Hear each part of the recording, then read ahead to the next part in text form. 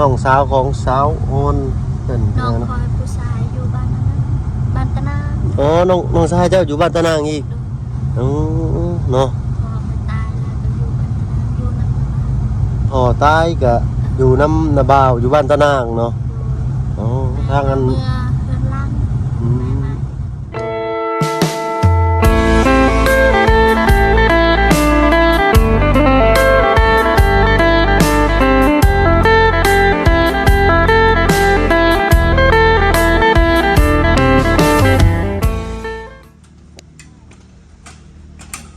มา เนาะพี่น้อง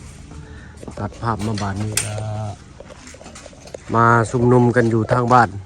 น้องอ้อนเพิ่นเนาะพี่น้องเนาะหรือว่าทางบ้านสาวอ้อนเนาะเพิ่นผู้ที่พาลูกน้อยยังบ่ทันฮู้จักชื่อเสียงเรียงนามพี่น้อยเนาะยังบ่ทันตั้งชื่อซ้ำเพิ่นน่าจะคลอดออกมาในปีนี้เนี่ยพี่น้อยเนาะในเดือนหลังนี่แหละเนาะ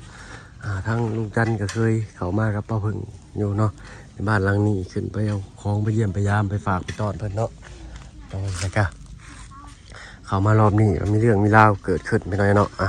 แต่ก็ยังดีที่ยังมีทางน้องฮอนด้าเพิ่นได้สื่อสารทางโทรศัพท์ไปหาทางลุงจันทร์ทางบ่าวบุญเนาะพอได้ฮู้ข่าวเนาะแต่ก็เป็นถือว่าสอนเรื่องของชาวบ้านขอโทษขออภัยใส่คำหยาบคายเนี่ยเนาะพี่น้องฉันสิใช้คำว่ายุ่งเรื่องของชาวบ้านนี่ก็แม่นพี่น้อยเนาะสิใช้ในว่ารายงานสถานการณ์มันก็ดีอย่างหนึ่งพี่น้อยเนาะมีทางขอดีเลยขอเสียเนาะก็น้องเพิ่นก็ดีเลยพี่น้อยเนาะเพราะว่าเกิดเหตุอย่างในหมู่บ้านเพิ่นเนาะเพราะว่าทางเฮาก็เป็นทีมงานชายบุญหรือว่าช่วยเหลือเนาะก็คือว่าเพิ่นพยายามบอกเขาตลอดเนาะอะไรมันชมมาพาควรเฮาก็พิจารณาเบิ่งเอาเองแล้วก็คิดทบทวนว่าอันนี้ที่น้องเพิ่นเว้ามานี่มันสมควรบ่เนาะสมควรแก่เหตุบ่หรืออะไรทางเฮาก็เบิ่งชมแต่ก็พิจารณาคิดแยกแยะเอาเองเฮาพี่น้อยเนาะทางทีมงานเนาะก็คือเรื่องนี้ก็ปล่อยปละละเลยไว้ก็บ่ได้พี่น้องเนาะ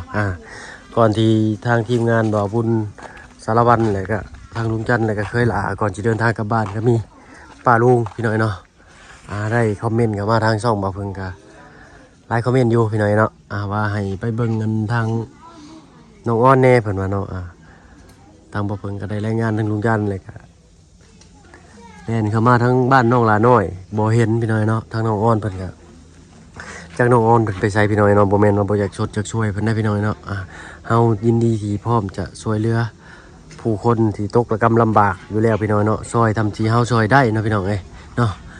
ได้ที่ช่วยบ่ถูกบ่ทันก็ขอโทษขออภัยนำหลายๆพี่น้องเนาะก่อนอื่นก็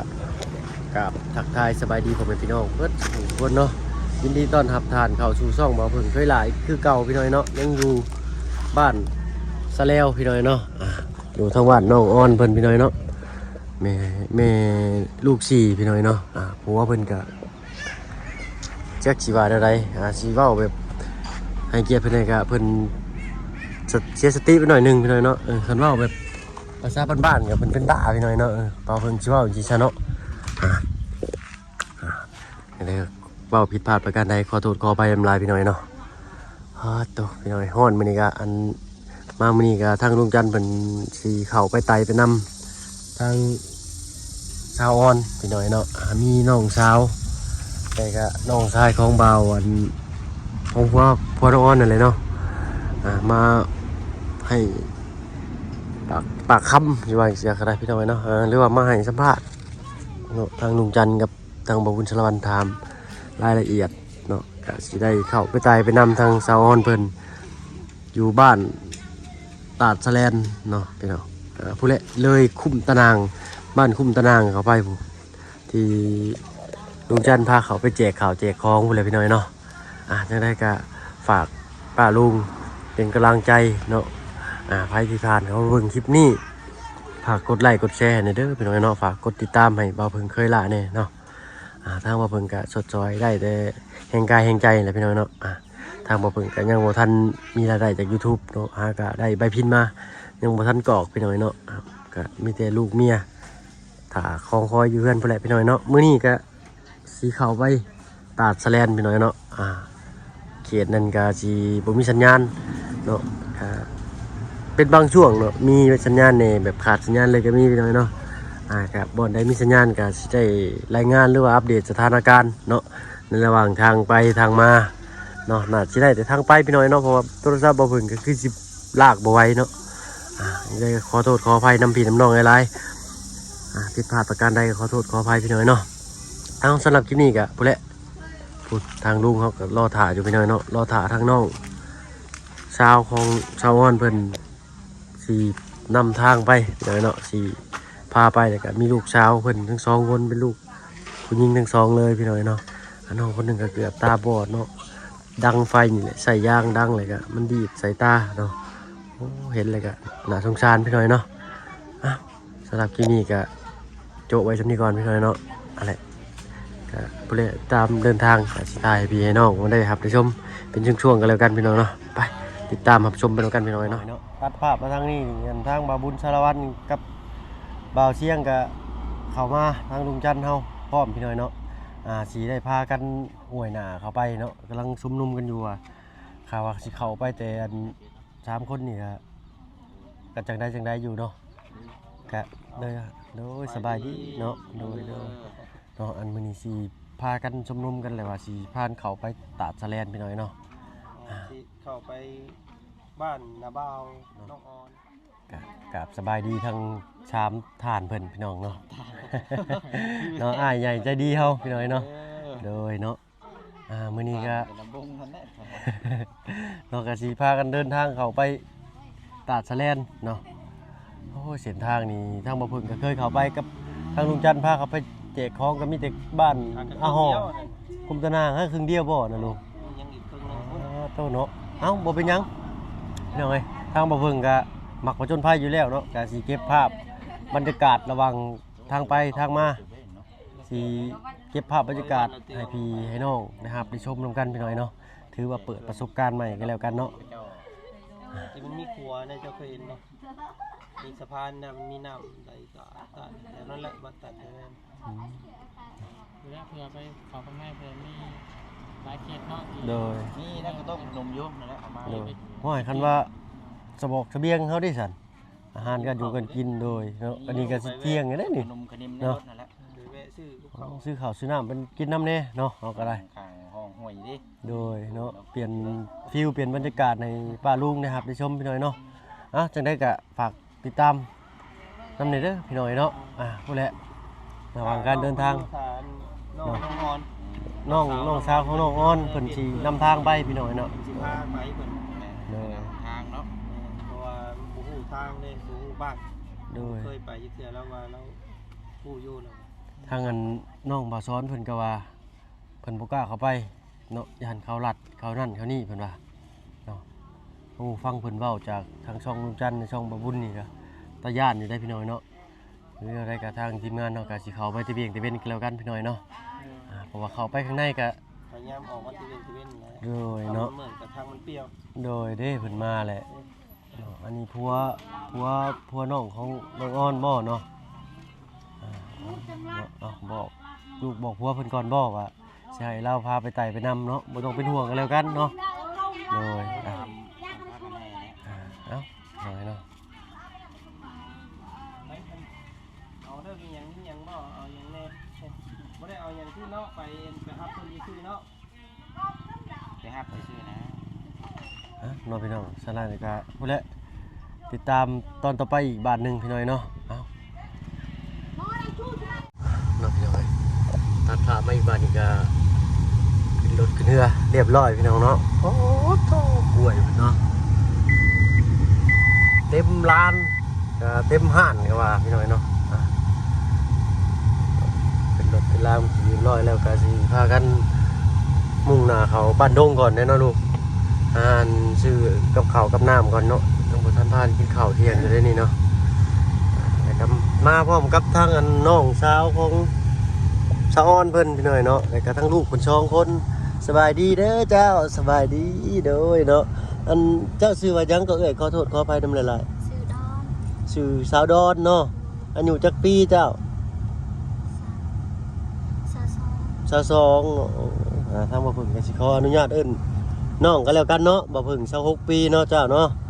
โดยเนาะสาวยังก็ลูก ดอน สาวดอนเนาะน้องสาวของสาวออนเพิ่น น้อง เนาะ คอยผู้ชายอยู่บ้านนั้นบ้านตะนาง อ๋อน้องชายเจ้าอยู่บ้านตะนางอีกอ๋อเนาะ พอไปตายแล้วก็อยู่บ้านตะนางอยู่นั่น พ่อตายก็อยู่น้ำนาบ่าวอยู่บ้านตะนางเนาะอ๋อทางนั้น เมื่อเพื่อนล่าง อืมโดยเนาะอืมเนาะกินข้าวกินน้ำแล้วบ่เจ้ากะอืมพอดีเลยเนาะอ่ะ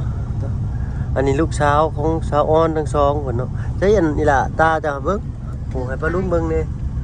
ใจ ดัง จน ไทย ดังไฟเลยย่างพุ่งถือบ่ โดย ทางตุ้มเม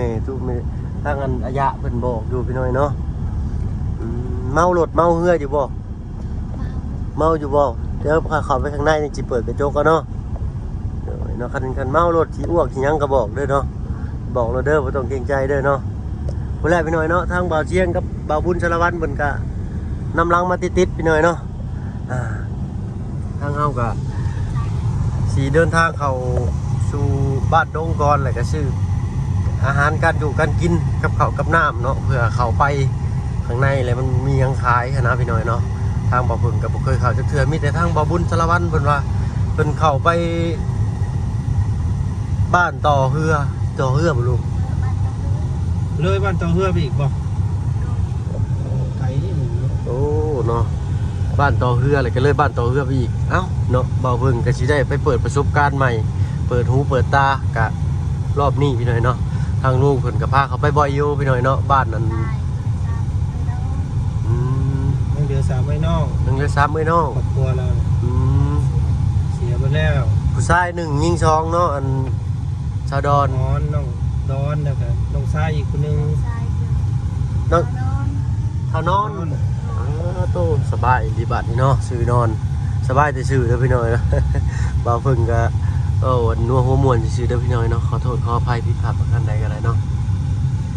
ฮอดแล้ววันฝากท้องดีประจำพี่น้อยเนาะ ชื่อเขา เขากินน้ำซื้อเอาอันเขาไปกินอยู่ในเลยเนาะลุงเนาะ ชื่อเขาไป โดย ทางกันนั่งกินอยู่น้ำชาน้ำกิน โดยเอายังเด้เนาะ ลาบซิดจ้ ลาบชิ้นจ้ ำลาบซุปลาบนิดแล้ว ำเลยเนาะซื้อข้าวซื้อน้ำก่อนเนาะเอาอันตัดสิ้นเลยก็สิ้นจ้ำทางลุงว่ะ รับสิ เพิ่นในผ้าเพิ่นผ้าให้เพิ่นผ้าไปจ้ะ เอาไปหาเมียคือจะติดจับเพราะว่าหัวติดจับ หัวถึกจับหัวเพิ่นถึกจับเลยก็ทางอันทีมงานเนาะก็บ่ฮู้เส้นทางหมู่บ้านเพิ่นนะพาไปหับเอาอันเมียผู้ถึกจับอะไรจ้ะเลยจะเป็นบันดงพี่น้อยเนาะ ก็ว่าลืมเลยมาจากเนาะ บ้าน บ้านเทศแล้วบ้านไม่รู้แต่เราไปอยู่พบไปอยู่บ้านตะแลน เลย พบปัวนี่ปัวตีเลย ก็มันนี่ก็เดินทางเข้าไป มาอยู่ลูกเพราะว่าลูกเราอยู่เงิน2 คน มีเบาเสียงเบาบุญสารวันแล้วก็ทางลูกจันทร์เฮาพี่น้อยเนาะเดี๋ยวก็ทางเบาเพิ่งเวลาเนาะได้ติดตามเพิ่นไปเนาะก็ดีอกดีใจที่ได้เป็นส่วนหนึ่งนำทีมงานเพิ่นเนาะพี่น้อยเนาะอันนี้ก็เป็นห้านเจ๊ลุมดีที่ทีมงานเนาะที่บ้ากินข้าวกินน้ำบ่อยๆพี่น้อยเนาะอ่า เห็นเด็กน้อยแล้วก็กินฮอดลูกพี่น้องเนาะเอ้าติดตามกันต่ออีกพี่น้อยเนาะ เราญาติ ไปเลยเนาะเขตชุมชนนี่ก็ใส่เต็มที่เต็มแม็กเลยเนาะทีมงานไอ้น้องเวียดเฮาเนาะ คนยังเที่ยงอยู่มีรถไงครับ โดย ระวังแล้วขับเองนะ ก็มีความเสี่ยงคือกันได้ถ้าเกิดว่าคนผู้จะเฮ็ดเนี่ยก็ทำลายข้าวของต้นแตกนี่ถลอกก็โอ้ก็มูลค่าก็เสียหายหลายอยู่เลยเนาะก็เสียดายอะไรเนาะพี่น้อยเนาะ ไปเลยถึงช่วงข้างเราจะเนาะเรากำลังจะมาเป็นอะไร ทันยานแต่ว่า ในการที่ต่อว่าเดี๋ยวพวกเราเป็นมีรถโทรศัพท์ ถ้าประทามน้องคนว่าน้าไหลติดต่อกันในยุคเพราะว่าเราโทรน้องทรายเราโทรบอกเล่าได้ว่าบอกเราถูกจับเลยอย่างว่าตอนแรกสิมาแล้ว ก็ได้ทำหูแล้วเนาะ แต่ว่าตอนนี้เราเดินทางมากับประจักษ์เนาะกับพยายามเบิ่งไปก็แล้วกันไปเลยเนาะ เดินทางเลย เลย ตอนนี้ก็แวะซื้อข้าวก่อนพี่น้อยเนาะเอาไปหากินข้าวกินน้ำอยู่ในป่าในเขาให้พี่น้องนะครับไปชมวิวบรรยากาศน้ำนี่พี่น้อยเนาะ ขอไปยุ่งเนาะจะเขาเรียนแบบนี้ที่นี่แหละพี่น้องนิดหน่อยตามดำอยู่เรื่อน2 คนหลังหน้าเลยแหละพอจับ อันนี้ยังว่าธรรมดาอยู่แต่มือแรกที่ข่อยพบเจออยู่เพื่อนน้องน้ำกับโบก้าดีหรอตัวน้ำไ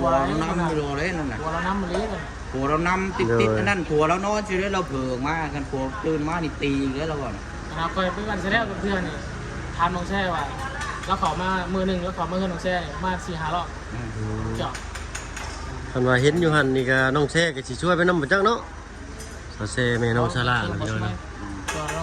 จุดประสงค์คือเอาว่าเราจะกล้าว่าร้อนหรือญาติคนมาเอาลูกเอาเมียไปมาคิดเป็นลายในน้องลายขนาดนอกซาเราแค่แล้วก็ยังคิดว่าหมักเอื้อยประสาท เนาะแต่ก็เป็นน้องชายที่ว่าดีเด้เนาะบ่ทำร้ายอ้าย ไปบ่ได้มา ไอ้บ้านนะสมองเนาะ แต่สำหรับเฮาเพิ่นว่าให้น้องทำร้ายได้แต่ว่าเนาะอ้ายสิบ่ทำร้ายน้องสำหรับเฮาดอกอันนี้เนาะ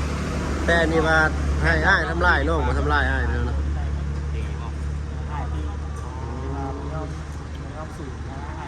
แต่ว่าสู้แท้ๆกับบุฟเฟ่น้องนะ เอามือก ล้ามเราเป็นหมัดๆเนาะ กินทุกมือน้องอะไร เนาะเริ่มนั่นแหละแต่ว่าทำมันโบกี้กับถอยกันเลยเนาะ ว่า จะ มือแรกที่น้องออนไปพ่อยืนน้องล่างเนี่ยเลือดมันนั่นน่ะว่าถ้าผัวเราตามมานั่นคอยนี่แหละสีนี่ โดย เลยโบก้าไปส่ง โดยเนาะ โบก้าไปส่ง ส่งปุ๊บก็จอดรถมาเอาอีกแล้วเนาะ เอาเป็นคนพี่น้องมาคนผู้ที่3ได้ โดย เป็นคนยุ่งยุ่งว่าเป็นพาเมียเขาไปได้ โดย มันจะเป็นคนพิษได้บ้าน โดยเนาะ นั่นก็สิบไปส่งแล้วนะเขาเลยเอาเต็งเงินให้ค่ารถแล้วก็เอาเจ้าไปเองเด้อว่ะ โดยเนาะเพราะว่าเขาก็สุ่มเสี่ยงอะนะว่าง่ายซะเนาะพี่น้อยเนาะอ่ะเหตุอะไรที่มันนั่น ก็สมควรแก่นี่ก็ย่านอยู่ได้พี่น้องเนาะ ที่ว่าเขาก็เอาไงเขาก็ควรปลอดภัยแล้วเด้อเนาะมันว่ามีการมีอย่างเป็นคนสามัญชน แต่ว่าคือจริงๆ3-4 คนจริงๆก็สิไปอยู่เนาะ มีไฟเด้ก็ โดย มาผู้เดียวก็โหดละ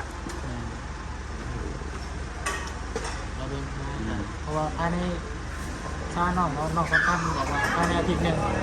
เราถ้าวัวเกี่ยวเรามีเงินไป ผัวพัน พัวพันหรือว่าเสียค่าธรรมเนียมที่จะฝากผู้เกี่ยวผู้กรณีนี่ก็อาจจะ